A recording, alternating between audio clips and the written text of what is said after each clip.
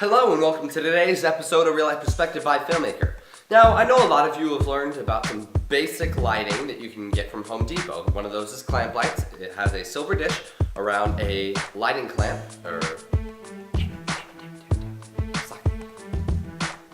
Hello, and welcome to today's episode of Real Life Perspective by Filmmaker. I'm David Franklin, and I know a lot of you have heard about some basic lighting tools you can get from Home Depot. One of those is clamp lighting, where you basically have a silver reflective dish around a lighting socket that you can screw, I'd say anything from about 35 watt to even 150 watt if it's CFL into the light socket, and it emits a decent amount of light. It's not very directable, however.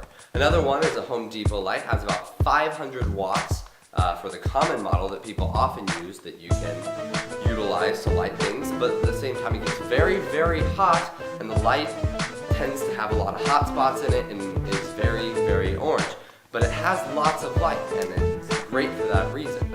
So, considering the clamp light is about $10 and the work light is about $30 a piece, what can you do to improve those? Well, the clamp lights I've built some soft boxes for, which basically you can, I'm not even going to show you how to do that probably, because building a cardboard box around it and then duct taping into it is really, really easy. Then you build a cardboard frame, so say you have a cardboard box around it, then you take a cardboard frame that will fit over the sides of it and put like a white t-shirt over it. And once you staple it down or sew it in or however you want to get it to stay down, once you put it over, it diffuses the light and it looks very, very nice. And I've gone over to light diffusion before. Check out my channel if you haven't seen it before to get a little bit of an explanation on that. But as for the work lights, what can you do to improve those? Well, I ordered these nice little barn doors from Cowboy Studio. And I was just planning on putting these on my Cowboy Studio CFL lights, just building a rig so that they'd stay on. But after trying it out, they actually, without any sort of modification, fit right onto the work lights. So here is a typical Home Depot work light.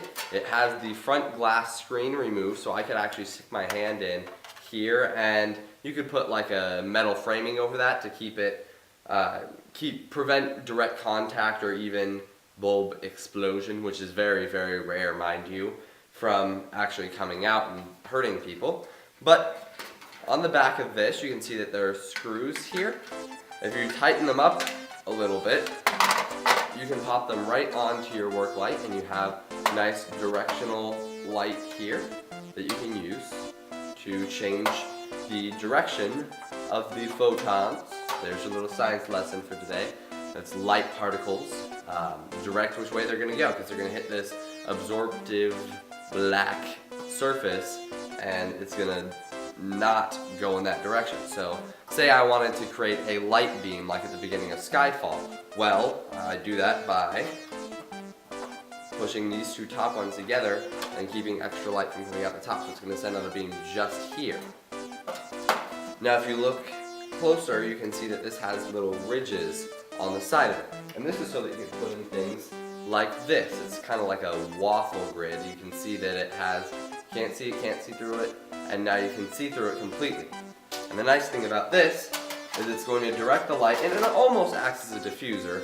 Not really though, but the nice part about it is it's going to keep those hot spots from picking up, because it's going to more evenly distribute the direction of the light instead of reflecting off of the surface in here. Also, in this package comes, again, I have my second one, I have my other waffle grid because I got two of these things. It also comes with colored gels, such as this. You get a blue one, you get an orange one, a red one, and a white diffusion, which basically just makes diffusion all that much easier. You can see how it's kind of foggy behind it. It will let light through just as easily, but it spreads it out, so it's not going to be as many hot spots. So you can get the same kind of effect without limiting it because of the distance inside the waffle grid, which will absorb any light that comes into contact with it. So, if you want to improve some of your lighting, you can pick up a nice Home Depot work light for $30 and buy this lovely little barn door for, I think it was $12 to $15 online. So for under $50, you can have a very, very nice functioning movie light that will work for any condition, and it makes it much more, even if it just looks more professional, you don't look just like someone who bought work lights from Home Depot and used them to light your videos. So, thank you for watching today's episode of Real Life Perspective by Filmmaker, and I hope to see you next Monday.